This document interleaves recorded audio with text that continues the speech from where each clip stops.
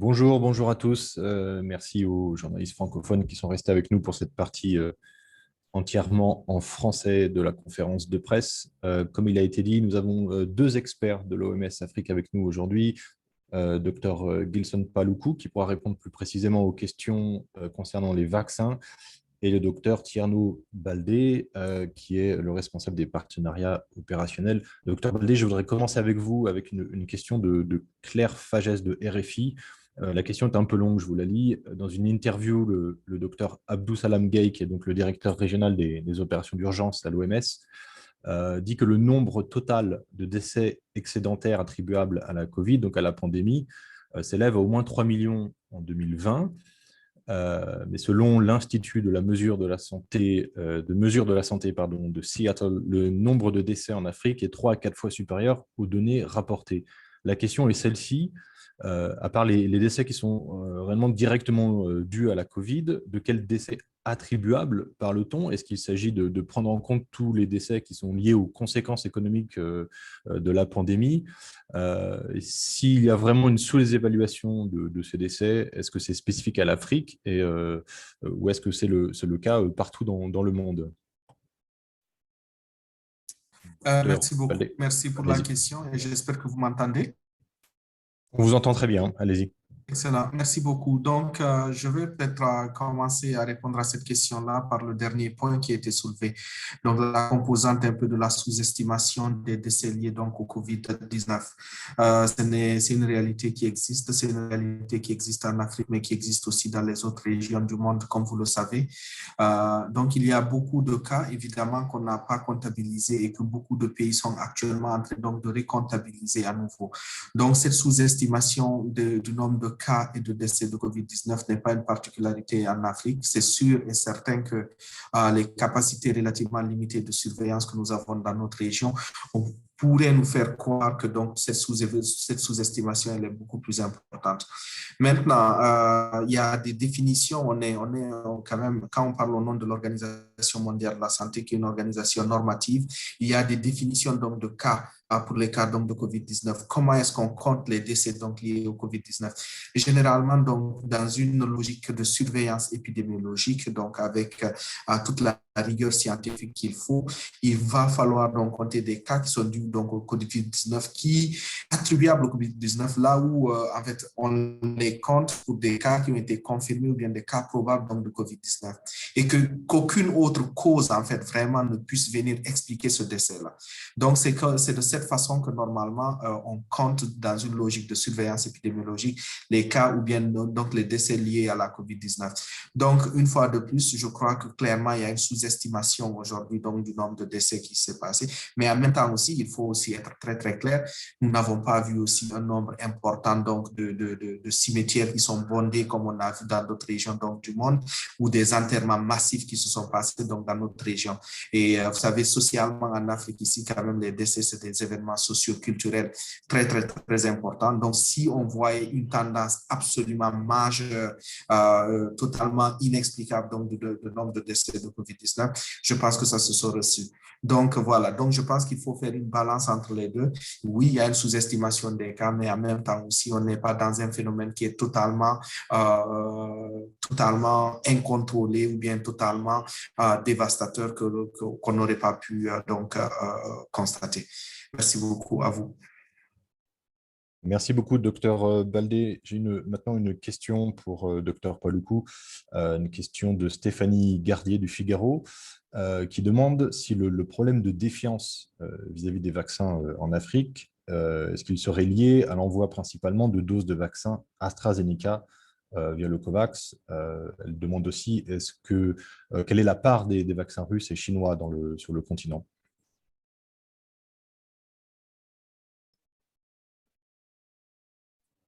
Votre micro est éteint, docteur. Merci beaucoup, Monsieur Vincent, pour cette pertinente question. Ce que je dois d'abord répondre dire par rapport au vaccin AstraZeneca, vous allez voir qu'en Afrique, quand on considère les sources de vaccination, c'est les pays africains s'approvisionnent à travers le mécanisme AVAT, qui est un mécanisme mis en place par l'Union africaine, et à travers la coopération bilatérale. Alors, vous allez voir que par rapport aux vaccins reçus globalement en Afrique, on a vacciné, on a administré 34 millions, presque 35 millions de doses. Et sur les 35 millions de doses, il y a à peu près 14 millions avec les vaccins COVAX. Or, les vaccins COVAX sont essentiellement, en Afrique, c'est des vaccins AstraZeneca. Alors, c'est vrai qu'en Afrique, il y a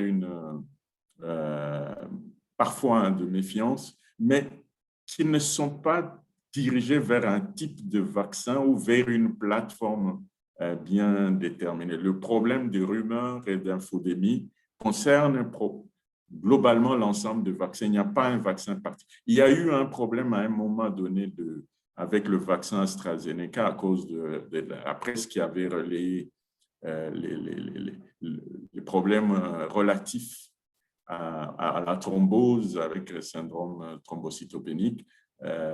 Par exemple, la RDC avait retardé le lancement de ce vaccin. Donc, en résumé, il n'y a pas une méfiance envers un vaccin bien déterminé, mais les rumeurs concernent, quand il y a des rumeurs, elles concernent l'ensemble des vaccins. Et il n'y a pas de rumeurs ou de défiance envers une plateforme bien déterminée. En ce qui concerne les vaccins chinois ou russes, je vous ai dit qu'il y a 3 sources de vaccins. Donc, le mécanisme COVAX, vous avez l'Union africaine et vous avez la coopération bilatérale. La plupart de vaccins chinois ou russes viennent de la coopération bilatérale. C'est l'exemple du Gabon, du Congo, je ne vais pas citer tous les pays, la Guinée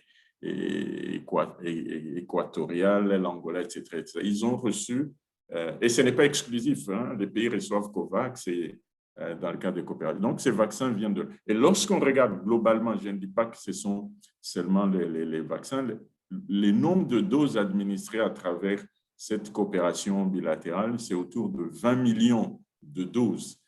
Il n'y a pas que les vaccins chinois là-dedans, mais tous les vaccins chinois et russes ont été reçus à travers ce mécanisme. Voilà ce que je peux dire par rapport à cette question. Monsieur Vincent, une question vraiment pertinente à vous. Merci beaucoup. Écoutez, toujours pour vous, Dr Paluku, avec une autre question pertinente, cette fois-ci de Essouli Diedou de West Africa Democracy Radio, qui nous dit ceci. Dimanche ou lundi dernier, l'OMS a demandé aux laboratoires de partager 50% de leurs vaccins avec le COVAX. Est-ce que cette demande n'est pas un peu difficile à satisfaire? Et quels sont les moyens dont dispose l'OMS pour convaincre ou amener ces laboratoires à collaborer? OK, merci. Comme vous l'avez dit, c'est encore une question vraiment pertinente. Je crois que l'OMS est un organe technique et ne peut qu'utiliser des arguments techniques. Sur le plan technique, il s'agit d'une pandémie. Et dans un premier temps, l'objectif est de réduire les cas graves. Les cas graves, c'est-à-dire les cas qui nécessitent une hospitalisation. Et comme vous le savez, c'est parmi les cas qui nécessitent des hospitalisations qu'il y a des décès. C'est pour ça que l'OMS a priorisé des groupes tels que les personnels de santé, les personnels âgés et les personnels avec comorbidité. Et les études ont montré que s'il y avait une répartition équitable de vaccins, c'est-à-dire qui prend en compte les pays à haut revenu, les pays à moyen revenu et les pays pauvres, on pourrait réduire les décès dus au COVID de 6 sur 10. Par contre, si on se focalise seulement, si tous les vaccins vont vers les pays à haut revenu, cette réduction ne serait que de moitié. Donc, le premier argument technique, c'est vraiment qu'on passe par ce mécanisme qui permet accès aux vaccins à tout le monde, y compris les pauvres, pour avoir un impact sur l'hospitalisation et sur les décès dus au COVID. Alors, le deuxième argument, il s'agit d'une pandémie. Comme il s'agit d'une pandémie, vous ne pouvez pas l'arrêter avec des actions. Bien sûr, il n'y a pas que la vaccination, il y a les autres mesures barrières qu'il faut prendre en compte. Donc, vous ne pouvez pas arrêter la transmission seulement en agissant dans certains pays. Il faut agir simultanément au même moment dans tous les pays. Et comme vous le savez, même si vous agissez bien, si les virus continuent à circuler dans d'autres pays, et comme vous savez que c'est le fait de circulation longue de virus qui entraîne des mutations, et ces mutations entraînent des variants, et c'est pourri que parmi les variants, on trouve de virus qui deviennent beaucoup plus transmissibles, beaucoup plus virulents et échappent aux vaccins qui sont disponibles. Ce qui fait que ça peut remettre en cause le travail qui a été fait dans ces pays, d'où l'intérêt d'agir dans tous les pays au même moment. Donc voilà, comme je dis, l'OMS étant un organe technique ne peut qu'utiliser ces arguments techniques pour qu'il y ait une répartition équitable de vaccins à vous. Merci beaucoup, docteur. Ça me permet de faire le lien avec une autre question qui est cette fois-ci adressée au docteur Baldé, une question de Fabien Deglise qui travaille donc pour le quotidien canadien Le Devoir et qui demande qu'est-ce que les pays du G7 devraient faire dès maintenant pour aider le reste du monde à obtenir des vaccins en nombre suffisant. Merci pour la question. Je pense que notre directrice régionale a bel et bien répondu donc à cette question-là et donc c'est encourager véritablement cette solidarité-là mondiale et internationale afin de pouvoir avoir vraiment la quantité requise de vaccins pour toutes les populations parce que comme on le dit très souvent, tant que tout le monde n'est pas vraiment vacciné, tant que tout le monde n'est pas assuré d'avoir l'immunité nécessaire, il est difficile qu'il y ait une immunité collective donc qui soit créée. Donc définitivement, je crois que ces efforts-là ont commencé avec certains pays comme la France, comme les États-Unis. Nous encourageons véritablement tous les pays, donc tous les grands pays qui disposent donc de ces vaccins-là, de pouvoir planifier, organiser donc une répartition beaucoup plus équitable. Et une fois de plus, je voudrais peut-être faire l'écho donc des propos de notre directrice régionale qui a donné cet exemple-là donc de l'engagement des organisations de la société civile pour qu'elles puissent donc faire cet appui-là donc auprès des pays, mais aussi la société civile aussi africaine pour qu'elle puisse donc demander beaucoup plus donc aux différents gouvernements de faire un effort substantiel accru encore pour pouvoir avoir accès à ces différents vaccins-là. Ce qui est aussi, je pense, important et positif à noter, c'est que cette pandémie-là aussi a quand même réussi à mettre les problématiques de santé publique au sommet des agendas donc, politiques aussi. Donc ça, c'est un fait qui est indéniable. Donc, comment profiter de ce momentum-là pour pouvoir faire appel à la société civile donc africaine, aux sociétés civiles dans les pays donc, qui sont développés, afin que tout ceci soit vu comme étant un bien commun et qu'il soit partagé de façon assez équitable pour pouvoir nous offrir donc, cette sécurité sanitaire dont on a tant besoin. Donc, véritablement, c'est vraiment un appel que nous faisons ici, là, donc à toutes ces différentes organisations-là, aux populations, donc autant dans ces pays qui sont avancés que dans nos pays aussi qui sont moins avancés, donc pour qu'il y ait une voie commune et pour pouvoir obtenir vraiment les ressources, les vaccins, les médicaments qu'il faut afin de pouvoir donc juguler cette pandémie-là et pourquoi pas les autres pandémies aussi qu'on sait qui vont arriver, les autres enjeux de santé publique. Merci beaucoup. Merci beaucoup, docteur Baldé. Je me tourne de nouveau vers docteur Paluku avec cette question, finalement, qu'on est nombreux à se poser. Vu le manque de doses de vaccins dans énormément de pays en Afrique, que va-t-il se passer si les personnes qui ont déjà reçu leur première dose, tout simplement, ne peuvent pas recevoir leur deuxième dose au moment où elles le devraient? OK, merci, merci pour la question. Comme je vous l'ai dit, par exemple, dans le cas de COVAX, la plupart de vaccins sont des vaccins AstraZeneca, si pas tous, mais je dis tous les vaccins presque dans le cas de COVAX viennent d'AstraZeneca. Donc, il a été, comme vous le savez, l'intervalle entre les deux doses pour AstraZeneca, c'est entre 8 semaines et 12 semaines. Mais des études en cours ont montré qu'on peut aller au-delà de 16 semaines Et d'ailleurs, il y a l'ESSEJ qui est en train de travailler dessus pour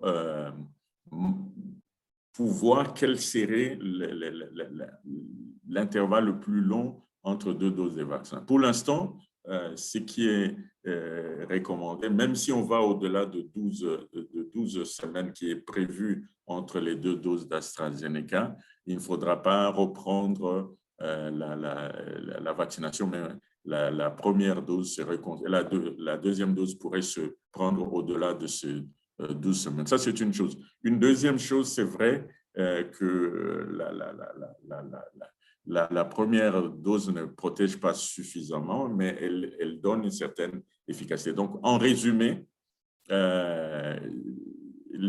dans les règles, il faut 8 à 12 semaines entre les 2 vaccins, mais déjà, il y a des études qui montrent qu'on peut aller au-delà, pour ce qui concerne AstraZeneca, au-delà de ces 12 semaines. L'OMS est en train de rassembler les évidences pour faire une recommandation, probablement, pour élargir, pour dire qu'on ira au-delà de ces 12 semaines. Donc, cela est en train d'être pris en compte pour anticiper par exemple, une rupture des vaccins sur un terme beaucoup plus long que l'intervalle qui a été prescrit.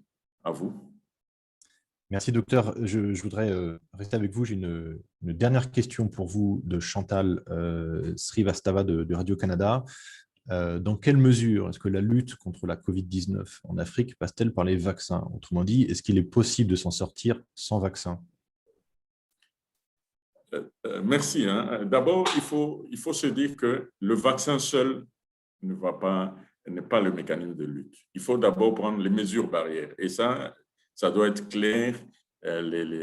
Toutes les mesures barrières doivent aller concomitamment avec la vaccination. Donc, ça doit être clair d'abord que les mesures barrières doivent se poursuivre, plus la vaccination. Alors, l'avantage, si toutes ces mesures sont mises en place, cela va certainement contribuer à réduire la transmission de virus et donc à réduire aussi la survenue de